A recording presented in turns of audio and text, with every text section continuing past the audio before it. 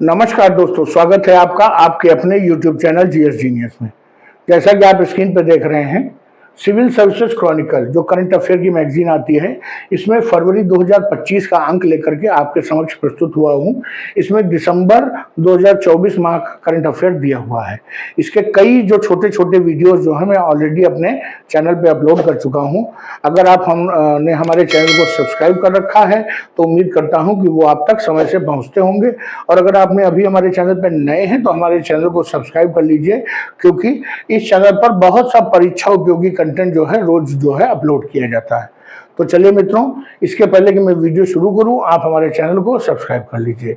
आज उसी क्रम में हम आपके समक्ष वैश्विक मुद्दे इस नाम से जो इसमें सेक्शन दिया हुआ है उसको आपके समक्ष प्रस्तुत करूंगा, उसका विश्लेषण करूंगा एक एक टॉपिक का। तो चलिए मित्रों, शुरू करते हैं।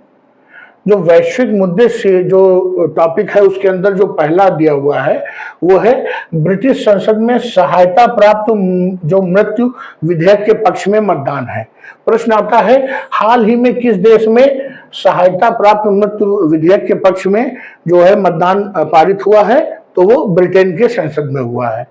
29 नवंबर 2024 को ब्रिटिश संसद के हाउस ऑफ कॉमन्स, जैसे हमारे वहां लोकसभा है वैसे वहां उनके वहां हाउस ऑफ कॉमन्स है, में 330 वोटों की तुलना में 275 यानी कि 55 वोट जो है इसके पक्ष में ज्यादा पड़े। इसमें terminally ill adults end life bill को जो है मंजूरी दी गई है। इस पूरे बिल का नाम है terminally ill adults end of life bill. यह एक ऐतिहासिक विधेयक है जो इंग्लैंड और वेल्स में मरणासन्न रूप से बीमार वयस्कों जिनके पास जीने के लिए 6 महीने या उससे कम समय बचा है उनको स्वेच्छा से मरने का अधिकार प्रदान करेगा। इसमें जो व्यक्ति के अनुरोध पर 2 डॉक्टर और 1 उच्च न्यायालय के न्यायाधीश के हस्ताक्षर की आवश्यकता होगी। इसमें संसद से मंजूरी प्राप्त होने के बाद इस विधेयक को अभी भी जो कानून बनाने के पहले हाउस ऑफ लॉर्ड्स द्वारा जो संशोधन और जांच की प्रक्रिया है उससे गुजरना होगा। जैसे हमारे वहां राज्यसभा है वैसे यहाँ पर हाउस ऑफ लॉर्ड्स है। विधेयक में किसी व्यक्ति को सहायता प्राप्त मृत्यु या घातक दवा लेने के लिए मजबूर किए जाने की स्थिति में मजबूर करने वाले व्यक्ति को अधिकतम 14 वर्ष को जेल की सजा हो सकती है। अर्थात ये जो सहायता प्राप्त मृत्यु है ये व्यक्ति की स्वेच्छा से होना चाहिए।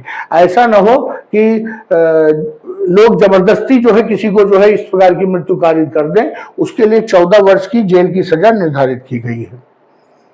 सहायता प्राप्त मृत्यु या इच्छा मृत्यु ये 2 अलग अलग चीजें हैं और इनके बीच में अंतर समझिए। मरणासन्न अवस्था में बीमार रोगी को चिकित्सक से घातक दवाएं मिलेंगी और जिन दवाओं को वो स्वयं ही लेकर के अपना जीवन समाप्त करेगा, उसका सेवन करेगा, ये होगी सहायता प्राप्त मृत्यु। कहने का तात्पर्य है कि उसको डॉक्टर ही जहर देगा कि आप इसको खा लीजिए, जब आपको लगे तब आप इसको खा लीजिएगा। दवा आज आपको दे दी गई है, आपका मन हो इसी पल खा लीजिए, मन करे रात में खा लीजिएगा, मन करे 2, 4, 10 दिन, 1 महीना, 6 महीना बाद आप इसको खा सकते हैं। दूसरा है इच्छा मृत्यु। इसमें चिकित्सक जानबूझ के रोगी को जीवन समाप्त करने के लिए घातक दवाएं देता है ताकि उसकी पीड़ा को कम किया जा सके और गंभीर रूप से बीमार न हो, और उसके जो जीवन जीने का अधिकार है, सम्मान पूर्वक मरने का अधिकार है, उसको भी सुरक्षित किया जा सके। इसमें जो मंजूरी प्राप्त होने की स्थिति में इससे लाभ क्या होगा कि दोनों स्थितियों में व्यक्ति की दीर्घकालिक पीड़ा को कम करने के साथ रोगी की गरिमा और स्वायत्तता को, उसके जीने के अधिकार, उसके मरने का अधिकार जो है उसका सुरक्षित रहेगा। इसमें दोष क्या है? इसमें भाई हर चीज में कुछ अच्छाइयां होती है तो बुराइयां भी होती है। इस प्रकार की चिकित्सा प्रक्रिया को मंजूरी देने से जीवन की रक्षा, चिकित्सा नैतिकता के मध्य टकराव की स्थिति देखने को मिल सकती है। कानून के दुरुपयोग की संभावनाएं भी इसमें बनी रहेंगी। अगला जो महत्वपूर्ण वैश्विक मुद्दा वो है दक्षिण कोरिया में मार्शल लॉ की घोषणा और तुरंत इसके बाद इसकी वापसी कर ली गई। 3 दिसंबर 2024 को दक्षिण कोरिया के राष्ट्रपति यून सेसुक योल ने देश में मार्शल लॉ कानून लागू करने की घोषणा की, लेकिन 6 घंटे के बाद ही इसको वापस ले लिया। राष्ट्रपति के अनुसार दक्षिण कोरिया की उत्तर कोरिया की कम्युनिस्ट ताकतों द्वारा उत्पन्न खतरे से बचाने और देश विरोधी तत्वों को खत्म करने के लिए इमरजेंसी मार्शल लॉ की घोषणा की गई थी। अर्थात ये जो राष्ट्रपति है, इनका कहना है कि जो उत्तर कोरिया, नॉर्थ कोरिया है, वही किम जोंग उन, उनके द्वारा कुछ यहाँ पर जो देश विरोधी तत्वों को बढ़ावा दिया जा रहा था, उससे निपटने के लिए ये घोषित किया गया था। 1987 में दक्षिण कोरिया में संसदीय लोकतंत्र बनने के बाद ये पहला मार्शल लॉ लागू किया था। दक्षिण कोरिया में आखिरी बार मार्शल लॉ 1980 में ग्वांगजू विद्रोह के दौरान लगाया था, जो कोरिया गणराज्य की स्थापना के बाद से 16 बार जो है ये लगाया जा चुका है। लेकिन पहले तो लगाया जा चुका है, लेकिन 1987 में ये संसदीय लोकतंत्र जब से बना है तब से केवल एक बार जो है 2024 में ये लगाया गया।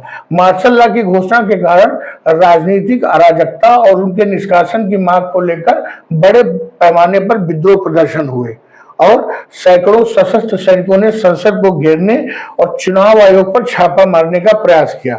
इसके पश्चात जो ये हंगामा वहां हुआ, उसके बाद 6 घंटे में ही जो ये मार्शल लॉ था, राष्ट्रपति को इसे वापस लेना पड़ गया। जो मार्शल लॉ क्या होता है, इसमें जो नागरिक अधिकार होते हैं उनको निलंबित कर दिया जाता है। संसद, मीडिया, राजनीतिक दलों पर सैन्य नियंत्रण हो जाता है और उनकी स्वतंत्रता समाप्त हो जाती है। दक्षिण कोरिया के राष्ट्रपति यून सुक योल द्वारा अलोकप्रिय मार्शल लॉ के बाद अब संसद सदस्यों द्वारा 2004 बनाम 85 मतों के माध्यम से नेशनल असेंबली में उनके ऊपर महाभियोग लगाया जा रहा है, क्योंकि जो राजनीतिक दल हैं उनका जो है स्वतंत्रता उनकी बाधित हुई थी। इसके पश्चात जो है राष्ट्रपति यून के कर्तव्यों को तत्काल निलंबित कर दिया गया और प्रधानमंत्री हान डक-सू को कार्यवाहक राष्ट्रपति की भूमिका उन्होंने संभाल ली है। अगला जो वैश्विक मुद्दा है, जो विश्व स्तर पर महत्वपूर्ण है, फ्रांसीसी प्रधानमंत्री के विरुद्ध अविश्वास प्रस्ताव। 4 दिसंबर 2024 को फ्रांसीसी प्रधानमंत्री मिशेल बार्नियर के विरुद्ध अविश्वास प्रस्ताव लाया गया। पारित होने के पश्चात उनको उनके पद से हटाया गया और फ्रांस की सरकार गिर गई। 23 दिसंबर 2024 को राष्ट्रपति इमैनुअल मैक्रोन ने फ्रेंकोइस बायरू को चौथे प्रधानमंत्री के रूप में नियुक्त किया। फ्रांसीसी सांसदों द्वारा 1962 के बाद पहली बार प्रधानमंत्री को हटाने के लिए सफल अविश्वास प्रस्ताव पारित किया।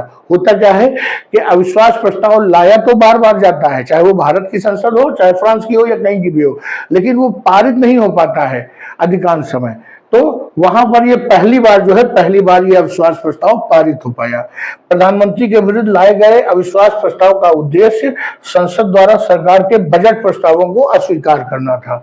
उन्होंने क्या किया था, पेंशन पर लगाम लगाने सहित उपायों द्वारा सरकारी खर्च में कटौती करना और मितव्ययिता उपायों के माध्यम से लगभग 60 बिलियन की बचत करना था और इन प्रस्तावों को उन्होंने अस्वीकार कर दिया था। अब ये एक प्रश्न देखते हैं, भारत फ्रांस संबंधों पे है। भारत और फ्रांसीसी राजनीति के बीच समानताओं में निम्नलिखित में कौन सी विशेषताएं हैं?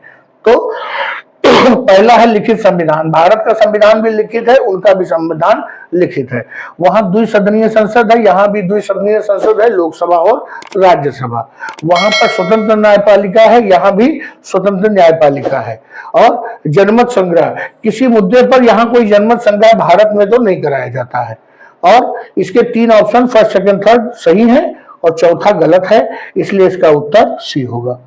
तो मित्रों, वैश्विक मुद्दों वाले सेक्शन में बस इतना ही। वीडियो को यहीं समाप्त करता हूं। आपको हमारा ये वीडियो परीक्षा उपयोगी लगा हो तो वीडियो को लाइक करिए, चैनल को सब्सक्राइब करिए। धन्यवाद।